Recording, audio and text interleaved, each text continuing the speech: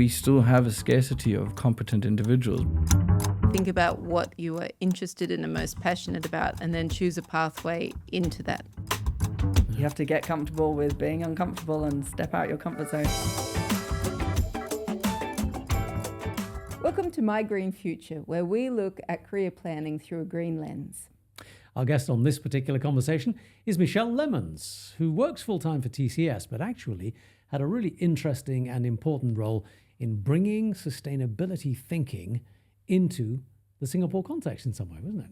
And what I loved about Michele's career journey was that she didn't start out thinking that her career was going to be in sustainability. She came to it through different roles, and she did a secondment that really brought her into the heart of sustainability. A great example of how you can, within the context of your existing career, begin to incorporate sustainability thinking and activity into your existing role. It was. So I really enjoyed our conversation with Michele. A lot of good lessons. She's a good mentor, so it's definitely worth a listen. Welcome. Here we are today with Michele Lemmens, who I've known for several years. Really glad to have you on the show. Thank you for joining us. Pleasure. Thanks for inviting me. Now, Michele, you started out, I believe, with a Bachelor of Business Management that you got in New Zealand at university. When you were finishing that, what did you hope to do in your career? So being a good Kiwi girl, I'd come through the time where girls could do anything. And that was the campaign that we had. Yeah, I totally believe that too. and that was all that way back then. And also I had a dad who was really an entrepreneur, and he tackled almost anything. And so when I came out of university, I wanted to be a consultant. Yes, I know, it's shameful, but I did. However, I needed some experience. And so I went into a company, 4 jobs, 5 years, did everything that I could to learn about different things. And yes, I came out and became a consultant. What I learned through that process is I actually wasn't much good at sales, but I was really good at understanding problems, shaping and designing solutions that would help me and address some of those problems. Was there anything in your thinking at that time that said, I am nature-focused, I'm sustainability-focused, I'm concerned about the state of the planet, the climate, the planetary boundaries? I have to confess, no is the answer. I was a good corporate citizen. I was keen on climbing the corporate ladder, and I'd become very fixated on change. I was a change junkie, change transformation. So I was into starting new initiatives, whether that be starting things like a BPR project at Telecom New Zealand, and I was the first process designer, whether that be launching At Work, which was the privatisation of workers' compensation, merger of CBA and one of the largest other banks in Australia, starting online mortgage insurance in UK. That was my world, and those were the things that motivated me. I think you're the first one that we've had on the podcast actually that didn't somewhere in the background, in the back of their mind, think, you know what, I really like these things, but I need to get a job kind of approach. Maybe it's being a New Zealander. You come from such a clingy green country. Yeah, look, it could be.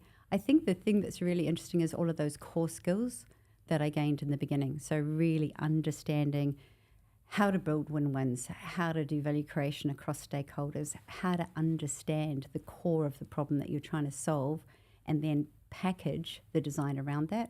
Those are all the things that are with me today and have translated across all those years of careers. So when did that commercial, hard-minded, solution-oriented mindset change to you starting to think, I need to be thinking about other things? Yeah, so look, one of the many things that I've done lots of things at TCS. So when I moved out of my consulting and my contracting and all those exciting things, I ended up working for TCS because I thought I'd better get back on the career ladder rather than contracting. One of those things ended up with me going to Saudi Arabia. And you might go, what? And I was setting up a women's only business process centre. So that was back just over 10 years ago. Pretty fundamental. So 60% of the women coming out of BComs were women, not many jobs to go to. Who paid for that project work? That was still while you were consulting with TCS? Yeah, so still with TCS, absolutely. But I've worked with... But who was contracting to set up that centre? So... And it wasn't sustainability related, this one? No, okay. no. Well, you can say it actually was. I would say it is. And we had fundamental change from the time, societal change, from the time where we started that project through to when I went back this year to celebrate the 10-year anniversary. That's pretty big, ripples and impact for that work that you were doing. It's one of those things, sometimes when you're involved in something, you don't understand the power of what you're doing. We were lucky to be part of an environment and the timing. So I left there in end of 2015. Was lucky to be that. Then the next 2 years that followed that were fundamental change, societal change for Saudi. It is kind of ironic that your move to the green side began in the heart of the petro state. It is kind of, and you're right. And so I think what that does is take you back to some of the core intent when you look at an organisation. So, yep, we're all in business to make money, and we have to make money. There's no doubt about that. It's what you do with the end that's really important. And so for Saudi Aramco, being part of this was really important.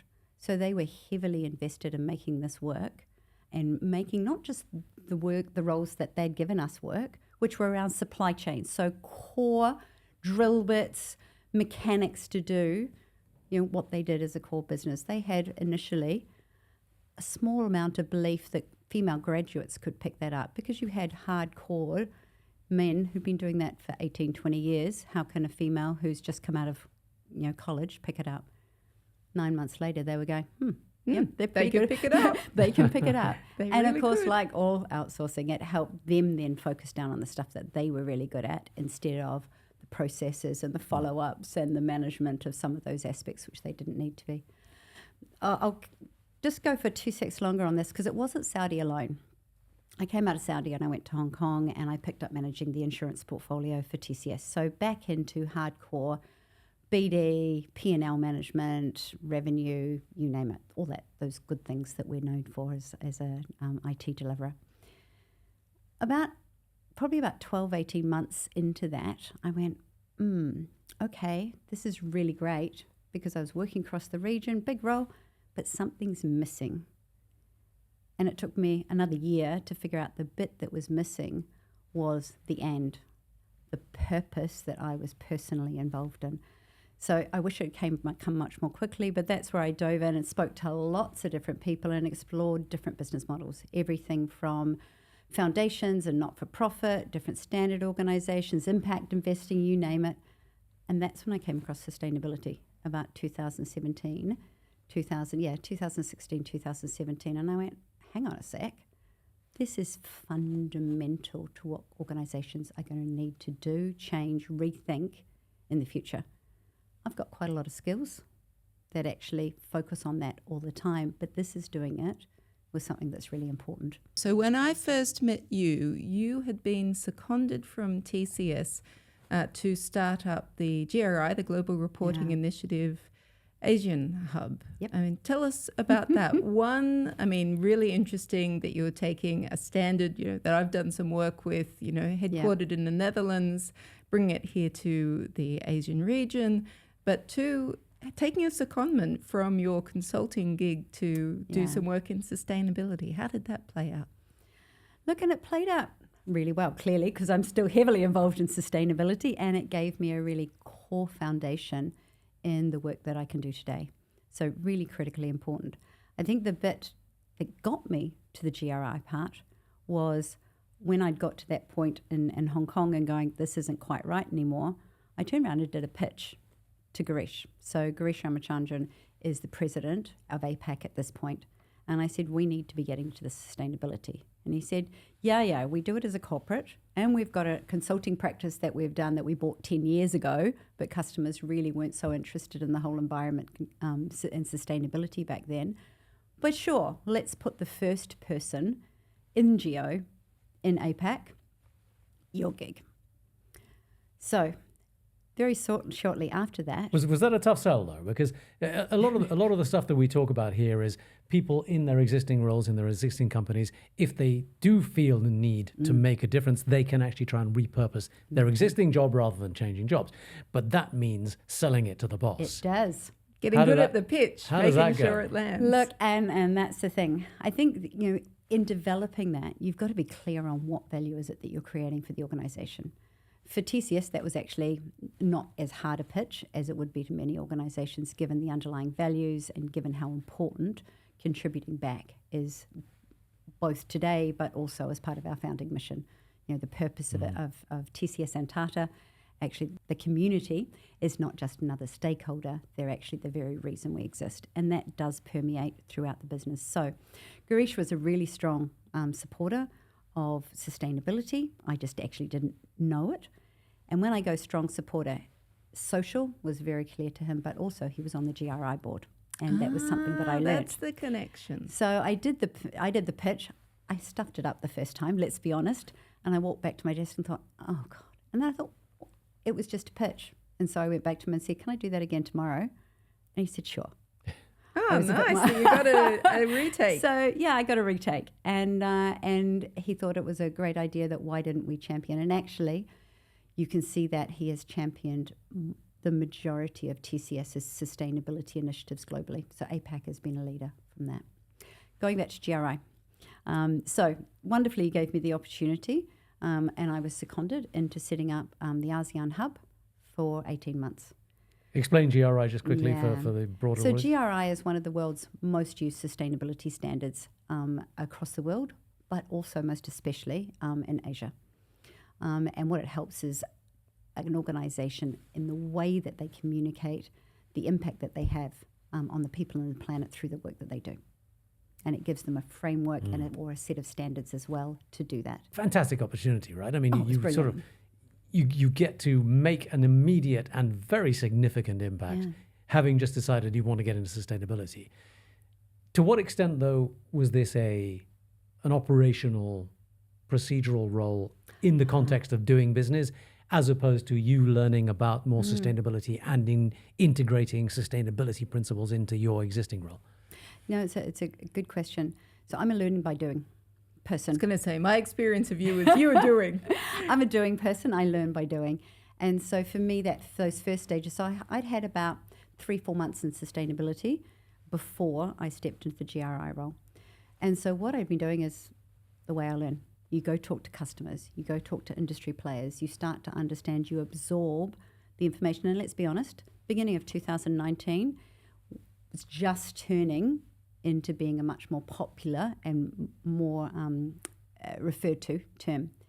And there was stuff online, a good amount, but not the mass that there is today. Yes. And Singapore so was only just waking up to sustainability, really, because I remember doing my first GRI-aligned sustainability report in the early 2000s in the UK. It's been around for a long time. But when I came to Singapore to work for MAS, people had this new thing called sustainability reporting. So they hadn't heard of it. Exactly. So one of the things with GRI is, and you talked about, and I was needing to talk about how I was learning or whether I was just doing. I stepped into it just before COVID kicked off, right? So I stepped in August 2019, COVID 2020. What it meant is I had to do a lot more outreach that was easier to do in a COVID environment. And what I mean by that is countries in everywhere around the world, but especially in Asia, want you to be on the ground. They want you to talk across the table. We couldn't do that. And so what that helped us do was actually spread the message really far and wide, because people were getting used to webinars, wanted to engage, wanted the opportunity to exchange ideas. So a large amount of it, of course, was actually doing that. But to be able to bring people together, like wonderful Darian and many other experts, you had to know a good amount yourself before you could engage them. So part of that was around doing a few courses, not too many. Actually, I'll say some GRI ones, which were actually fundamental and do give you a really good grounding. But I also, like many people, did the Cambridge one.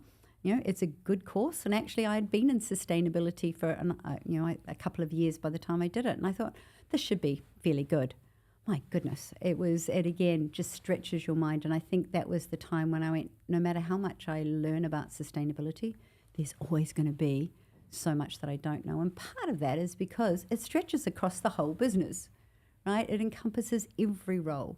It needs to be part of the responsibility of many executives across. And the need to, having been a fundamental change junkie, the need for businesses to rethink end to end, right from, if you're a product and services organisation, right from the materials, the labour, through to the waste at the other end, through to all the stuff in the middle. And so for me, it was really engaging as well, and it drew on that knowledge of how do I twist the core knowledge I've got, how do I tweak it to think about it with long-term, to think about it multi-stakeholder, and to think about it from people, profit and planet perspective, not just generating more growth and more revenue. Now, I think part of the other area that I often see you in now is technology, and it really touches on what you just said about how sustainability needs to go across all different parts of organizations. So you do a lot of work in technology. Where do you think that nexus is between sustainability and technology? And I think I saw your current job title has CTO, I guess, Chief Technology Officer in the title. Tell us about that and the role of technology. It is, and luckily it's transformation, because tech I'm involved in, but there's lots of experts in those areas. But my job is to bring in some of those expertise to the different conversations that I have with customers. So today I end up focusing mostly at the nexus between digital, innovation, and sustainability. And those things are really core to the future steps of any organisation, I will say. For an organisation that doesn't need those three things in their future, I'd be highly surprised. So digital, if I go very quickly to the organisations that we deal with, most companies today have an understanding of why and of what. So why do they need to do sustainability and what do they need to do at a general level? The bit that most of them, apart from the absolute leaders, still struggle with is the what. Is the how I do it, the action-oriented. Most of the data is still at a very nascent level, even in the most leading organisations. And so for us, there's a couple of different things. So clearly we do lots of services and solutions that help our customers on their sustainability journey, whether that be around supply chain transparency, disclosure and reporting, and I would spend a lot of time, which I won't do, going through decarbonisation, digital-led, you name it. But a lot of buzzwords there. A lot of stuff that needs to be done, and that is done. We've got 200 plus solutions that we help work with our customers on. The bit that I'm focused on more is on that intersection that I talked about, and that plays out in a couple of ways, and it's mostly through engaging the ecosystem. And so that plays out in a couple of different ways. So one is working with academics. So at the moment, we've got a relationship with Macquarie University in Australia we formed something called the Go Zero Hub. Core to that is to try to help organisations who are maybe not at the front edge understand what good might look like at an area. So at the moment, we're working on something which is called integrating climate risk into the business. So Australia's going through their first lot of mandatory disclosure, which is great, heavily focused on climate and on risk.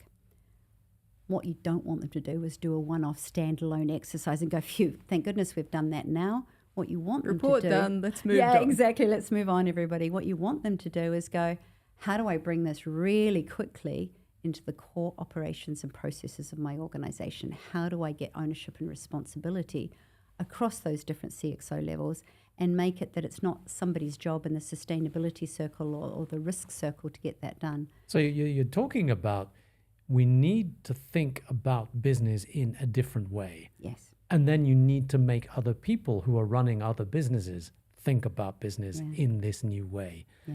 And that's kind of the key, isn't it? Because you were talking earlier on about, you came into your career as a commercially minded, very profit-orientated person. How do you think that's going? I mean, from the days you talk about, in 2019, we've been seeing, we started talking about this stuff. But are you seeing that transition as being a rapid one, an easy one? Or is it still a hard sell to go into businesses and say, look, not only do you tick the sustainability box, you have to wear the sustainability glasses? Yeah.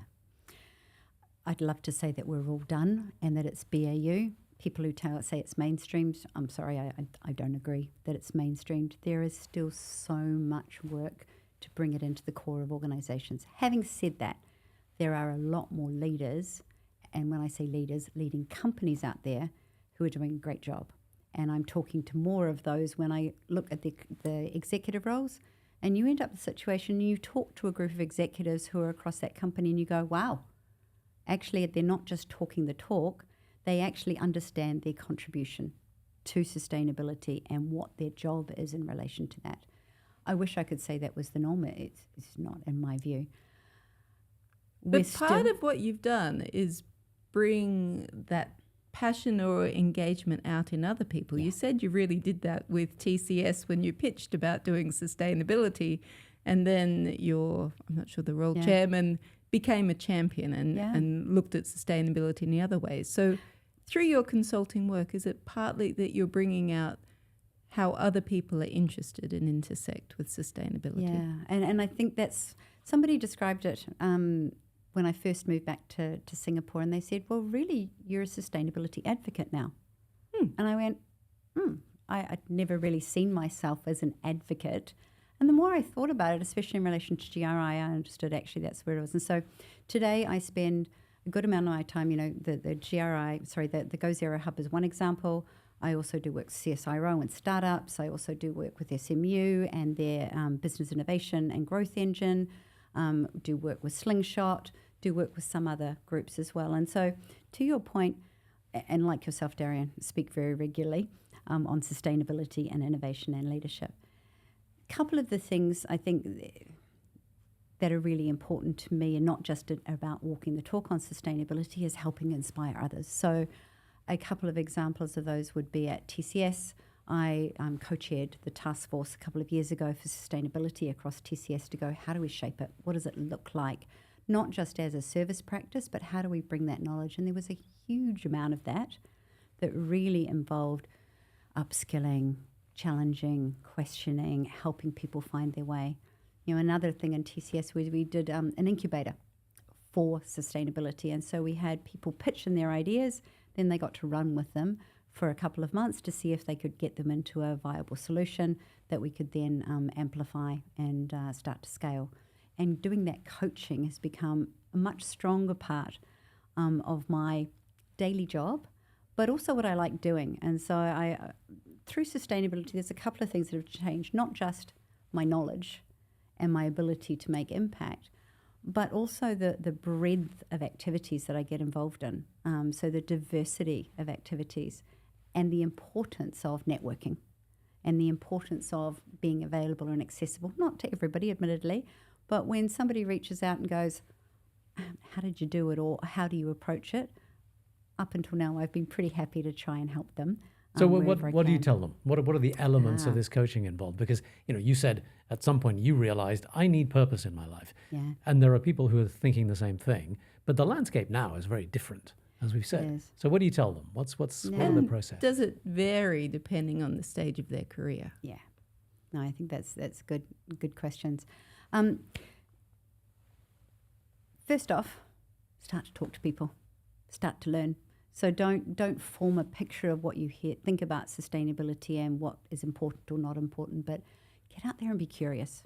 I think one of the best skills, no matter whether you're in sustainability or any other role, is curiosity and interest in lifelong learning is one of those things that will take you far. Yeah, it might not take you to the top of the career ladder, but that might not be what you're after as well. So getting really specifically, and we were talking about this the other day, there's 3 basic avenues, right? New industry, new job. There's a heck of a lot of stuff out there that's breaking ground, whether it be energy transition, whether it be some of the nature-based solutions. There's brand new work where people don't know what they don't know yet, or they've figured out some of it. If innovation, if breaking new ground is what excites you, go find some of those things. There's enough written up about it. It could also be a new role in the same organisation, like I did. I jumped across, so I didn't pick up a CSO role. So we had people who focused on the disclosure, who focused on the social side of things, who focused on the environment, but I focused on the services part. Within your organisation, I think you'll find there's opportunity to pick it up.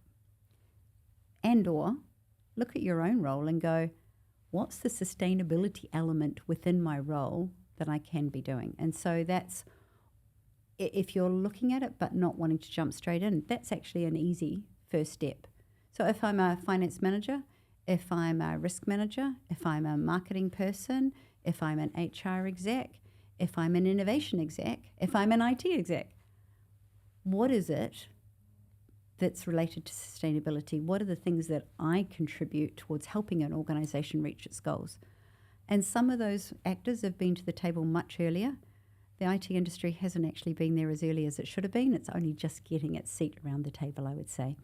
Both from an IT and also a technology perspective. But it's coming in really fast now, which is good, especially given the impact that IT is happening on the ability of most companies especially service companies, to achieve their net zero goals. So what do you think the role of networks is in helping you find a new career in sustainability? Because you've obviously got a lot of different networks, whether they're different countries, kind of different industries. How do you use your network to get that job that you want? Once you've figured that out, Darren, can you let me know?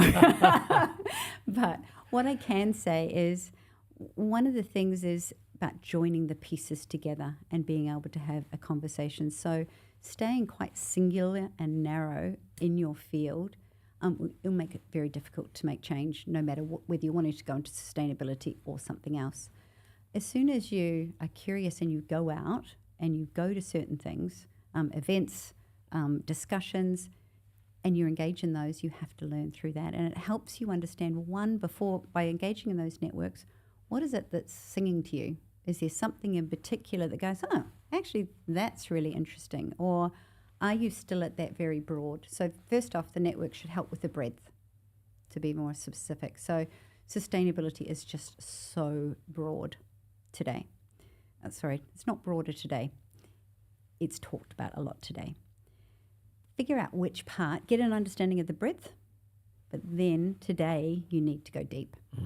So staying as broad as I was in the beginning won't be the pathway that I can continue on into the next phase. You need to go deep. And I think that's probably, we talked a little bit about corporates and change. I think that's one of the things still I see at the leading companies versus those who are following and unfortunately are still more compliance driven than intent and purpose driven, is the integration to finance. Right, that's probably the biggest change that I've noticed over this last 12 months. And finance execs, not just understanding that it's important to attracting capital, actually going, okay, now I really need to do the financial accounting side of this, and I really need to represent it in a way that's both rigorous but also is discoverable, because all of that information is available for all years to come. So, as you say, there's whatever your role in the company, whatever your skill set, existing skill set, you can think about it with relationship and relevance to a sustainability kind of angle. But what about if you're in a situation where you want to create an entirely new career for yourself? Are you finding that companies that are hiring for sustainability related roles specifically are demanding specific qualifications? Are they demanding particular skill sets? Or is it broad and generalized still? Yeah, look, at TCS we have this thing about the intent and the mindset versus the skills.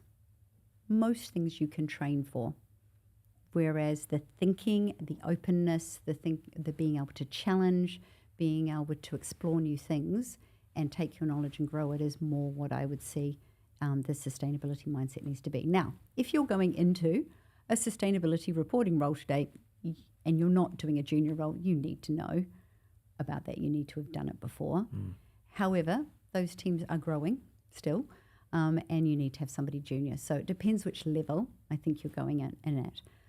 I think today as well you do need education. You do need some kind of qualification. Whether you need a master's environment depends on the role that you're going to do. But most importantly, you need experience. And so I mentioned before about sleeves rolled up person. So my advice to younger people is get involved in doing something. Volunteer for something. Volunteer for some stuff. Go do a course, but don't spend 18 months, because by the time you come out, it's going to have moved on. Right? So for me, it could be volunteering. It could be taking a sideways step. So if you're really interested, one of the things I was looking at the other day was trialing things. Right? We end up very clear on our career paths that it has to be this way and this way and this way. Career paths are just so different today that these roles didn't exist before, and they will, whether they exist as sustainability roles in the future, I think is also up for question, because the more that you integrate it into your business and it becomes part of your mindset, it just becomes part of that role. Now, that's a really good segue into my last question, which is around technology and AI. And you mentioned about people who are doing reporting and junior sustainability reporting roles. Do you think technology like AI will end up doing some of these roles for us to free people up to do perhaps the more creative and cutting edge things? Or do you think it's always going to be people working on sustainability? It's very much a human-to-human topic, sustainability, that can't be replaced by machine learning. Yeah. So just like digital has gone through a journey and an evolution where we focused on the data, the information, and we spent all of our time creating it, and we didn't spend much of our time on the inside or the action. Sustainability is going to go through that same maturity enabled by digital. And so we don't want to be spending 80-90% of our time doing the damned reports to go out. So technology absolutely will help with that. Technology can also help a lot more than just reporting, right? So it's that whole enablement of decision making. So using AI and using intelligence to better manage your energy environment is a clear thing that's already in process and already will continue to grow. So what you turn on and off, how you monitor it, how you optimize it, those sorts of things are there today and are just growing. Will it take over sustainability? No, of course not, because you have to rethink. And when you're rethinking and re-strategizing the organization, both for resilience and growth and also sustainability, you need to apply those shall we say, both grey hairs and young hairs across the different stakeholder mix. And so technology has a role, there is no doubt. And I think the other challenging thing for technology is we're becoming material for most organizations. So finding a way not just to leverage IT, but also to go, actually in our increasing use as an organization of technology, what is that doing to our footprint? Because it's actually having quite a significant impact on many organizations and their ability to reduce their footprint. And as you say, things are changing so fast that you need to be able to think on your feet and innovate, which is not AI's strongest point at this point. Yeah, exactly. It is. And so like everything, it needs a lot of piloting, a lot of trials to figure out the best fit for it. And it fits really well in some parts of the business. There's no doubt. And so can it help sustainability?